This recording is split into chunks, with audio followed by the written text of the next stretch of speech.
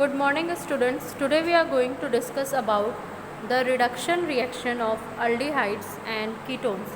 Students, earlier we have seen about the nucleophilic reaction, addition reaction of aldehydes and ketone, and now we are going to discuss about the reduction reaction. So let us begin.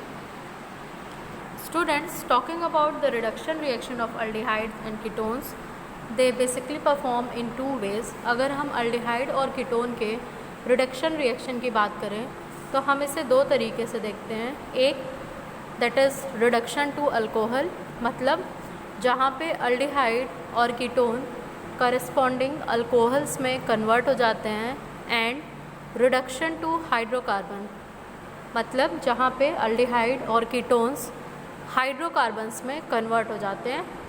Basically corresponding hydrocarbon, मतलब अगर हमने propanone लिया है तो हमें जो hydrocarbon मिलेगा वो प्रोपेन मिलेगा. अगर हमने पेंटेनोन लिया है तो हमें जो हाइड्रोकार्बन मिलेगा वो पेंटेन मिलेगा. Okay, so students, now let us see the very first which is the reduction to alcohol. Students, you have seen this in chapter 11 also. आपने इसको चैप्टर 11 में भी पढ़ा है. Basically here what happens, the aldehydes and ketones are reduced to primary and secondary alcohol respectively. That is, aldehydes are converted to primary alcohol and ketones are converted to secondary alcohol. Basically it is done so via using sodium borohydride, that is NaBH4, or we may use lithium aluminum hydride, that is LiAlH4, and also it can be performed as by catalytic hydrogenation in the presence of any catalyst. You can say palladium, platinum, etc. So let us see what is happening. Suppose we have taken aldehyde, that is RCHO, okay, and when it is hydrogenated, what will happen? It will convert it to respective alcohol. Okay, so we have also given here the example. Suppose we are taking acetaldehyde, okay, then it will be converted into ethanol. Now students, for ketones what will happen?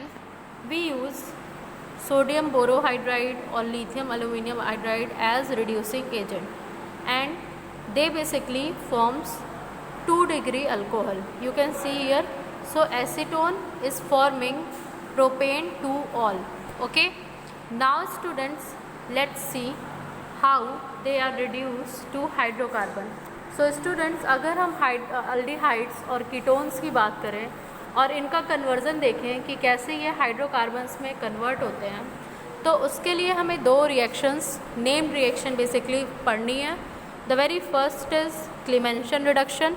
सबसे पहला reaction जो हमें पढ़ना है वो है Clemmensen reduction, and the second one is Wolff Kishner reduction. दूसरा है वोल्फ किश्नर रिडक्शन. तो स्टूडेंट्स, अगर हम क्लेमेंशन रिडक्शन की बात करें, so basically here what happens, the carbonyl group of aldehydes and ketones is reduced to CH2 group. Basically यहाँ पे स्टूडेंट्स क्या होता है, जो कार्बोनिल कार्बन है दैट इज़ CO, वो कन्वर्ट हो जाता है CH2 ग्रुप में. ओके, और कब होता है? दोनों रिएक्शन में ये CH2 ग्रुप में कन्वर्ट होता है, but in case of Clemmensen reduction we are treating it with zinc amalgam. हम क्या करते हैं, जो हमारा कंसिडरिंग अल्डिहाइड है या कीटोन है उसको हम जिंक अमलगम के साथ ट्रीट कराते हैं और कॉन्सेंट्रेटेड हाइड्रोक्लोरिक एसिड के साथ.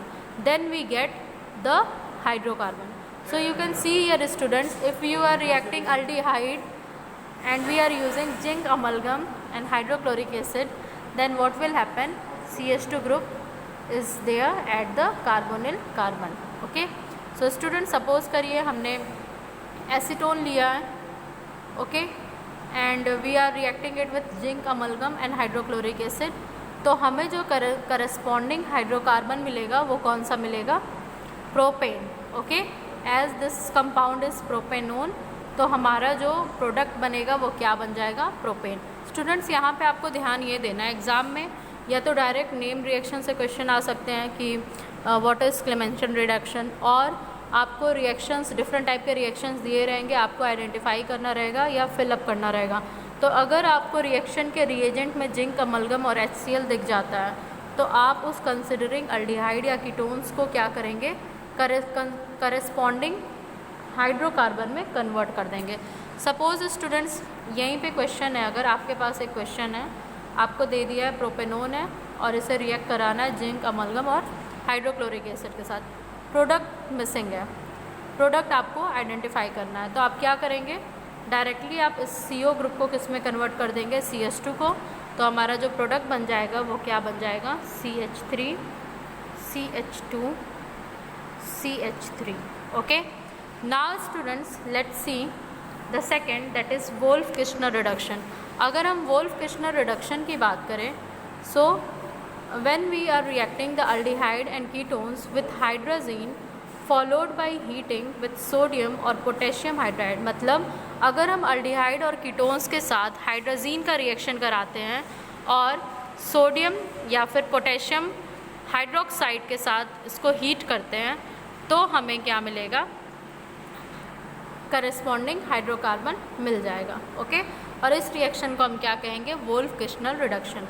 So students, you can see here we are taking any carbonyl compound, it may be aldehyde, it may be ketone, and we are reacting it with hydrazine. So यहाँ पे removal होगा water molecule का और हमें imine product मिलेगा। उसके बाद हम क्या करेंगे, इसका रिएक्शन कराएंगे पोटेशियम हाइड्रोक्साइड या इथाइल ग्लाइकॉल के साथ और हीट करेंगे, तो हमें करस्पॉन्डिंग हाइड्रोकार्बन मिल जाएगा।